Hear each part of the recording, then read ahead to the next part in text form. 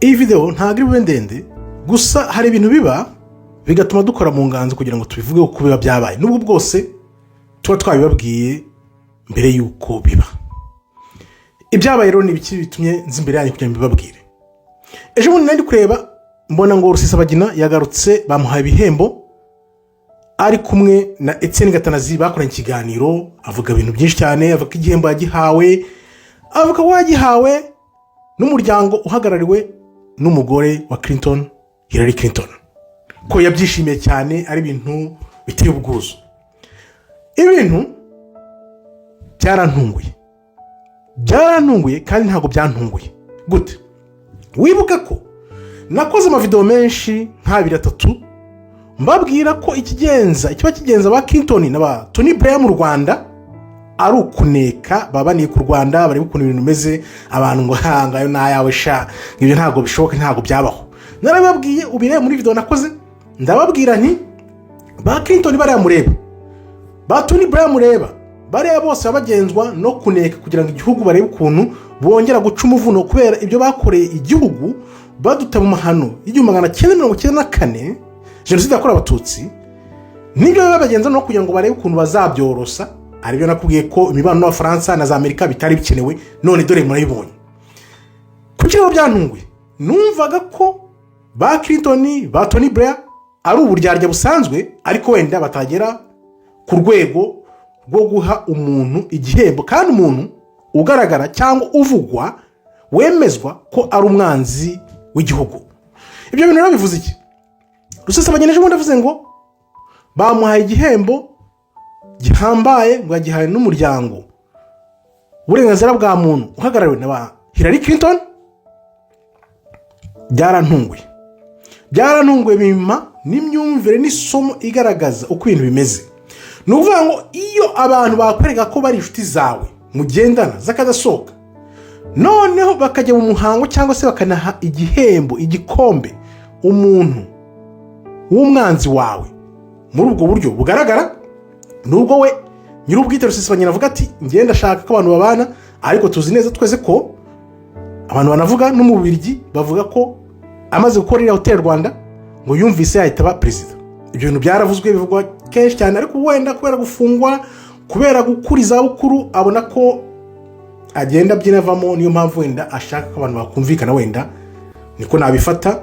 Ibyo abantu bavuga byabo, ariko giye nkubwira ibyo nakubwiye. Narakubwiye nti yaba Bill Clinton, yaba ba Tony Blair, yaba cyane cyane uriya mwami wa Qatar, bose babagenzwa no kuneka. Wibuka ko uriya mwami wa Qatar mukomojeho, narakubwiye nti ikigenza uriya mwami wa Qatar ntiwambwira ukuntu ujya muri Kongo ukaba inshuti ya Kisekedi, ukaza mu Rwanda ukaba uri president, ukaba uri inshuti na president w'u Rwanda, none ngumbwire ngo abo bantu ntabwo ari mu buryarya. Narabibabwiye mbabwira ko ba Clinton ba Tony Blair ikibagenza nukuneka, none dore birabaye.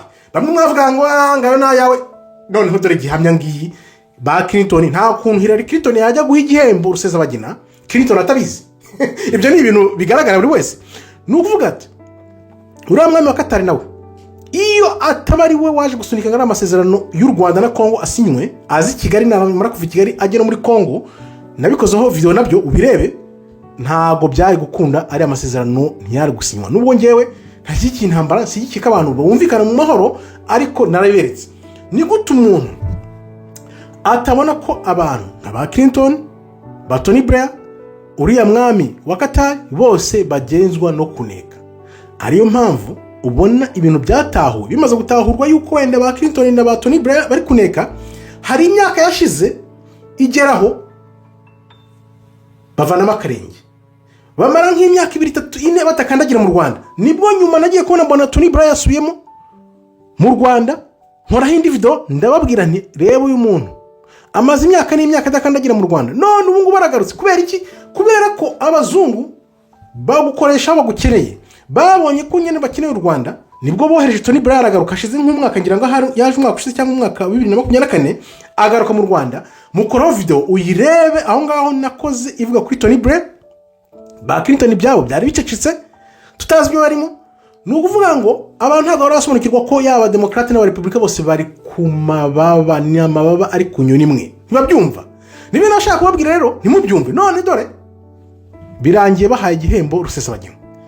Ngaho mbwira rero ko ibyo mbabwira mubona ngo nayanjye narabibabwiye mbabwira igihe kirekire, natangiye kubibabwira hafi nk'imyaka 3 ishize, mbibasubiriramo nongera mbisubiramo cyane iby'uriya mwami wa Katari, ko biriya bintu byose ari ukuryarya, ari inyungu z'abazungu baba bagira ngo babeshye ibihugu byacu. Ibihugu byacu rero icyo tubyifuza ni iki? Ibi bintu tubisesengura kugira ngo buri munyarwanda wese, yaba uciriritse, yaba ukuze, yaba uwize, yaba utarize, mwese musobanuke, kuko ahubwo abibwira ngo barize nibo ubona batazi ibintu. Ni gute wareba ba Clinton ibyabaye mu Rwanda babifitemo uruhare, abafaransa ngaho, abongereza bose ngo muragirana ubucuti nanone, n'ubu nyine bazi ko ibintu byagenze, bazi uko babikongeje, bazi uruhare babigizemo. Ntabwo rero bakugira inshuti noneho ngo bamenyere, numara kubamenyera ngo bakubwire ngo barukureke. No, ahubwo bo mu myaka myinshi batangira gushakisha uwo bazagusimbuza kugira ngo noneho bya bintu babipfukirane. Aribyo bakoze ba Gaddafi, aribyo bakoze ba Saddam Hussein, aribyo bakoze ba Mobutu, aribyo bakoze abantu benshi, urutonde ni rurerure. Ariko ya mateka nyine yahoraho abantu ntibige.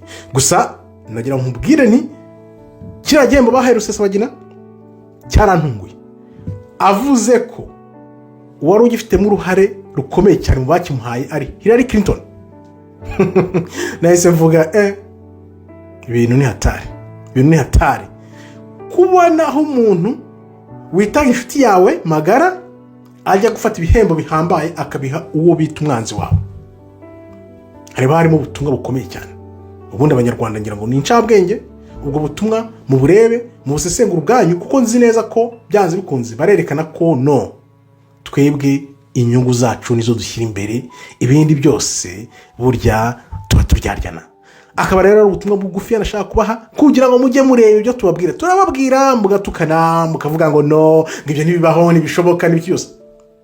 Igihe time makes sense with time, nkuko nabyanditse ya kote na hawo nkabikwandikira nkakubwira ngo iyo nkubwiye ibintu ntabwo nshobora kuva hano gutya ngo nze nkubwire ibintu gusa ntashunguye, ntasengwe, ntarebye.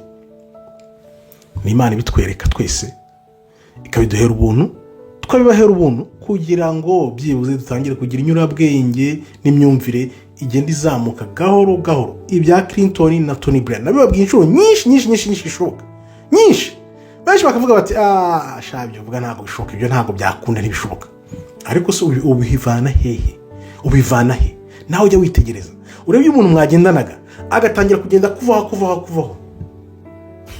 Nzi ko n'ubuzima bwa buri munsi namwe mutangira kwibaza niki kitagenda, byagenze gute, bimeze gute. None ibaza ibingibi baza bakatwereka imbere bagahumura igihembo, ibaze none ibikorerwa inyuma tutabona.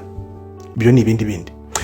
Nkababwira rero ukandeho like kugira ngo ubutumwa bugere ku bantu benshi, ntubyihererane, mujye muza tubasesengurire, tubereke ibintu mutabona, kuko nzi neza ko ntago ari wese ubibona. Ubu ngubu urabona nyuma y'imyaka 3 mbibabwiye, murabona ko ibintu bigenze. Ngaho mwongere muvuge ngo nayanjye. Nkambashimira rero mwebwe muri kwandikira cyane ku bwinshi, binyereka ko munyota ukuri. Subscribe nawe utariyandikisha, ubundi ukandeho like wisokere, ubundi ukomeze uku kuri kugera no ku bandi. Niba utagusakaje ku bandi, kandiraho umuntu aze akumve, wenda uwo muntu azabera abandi urumuri.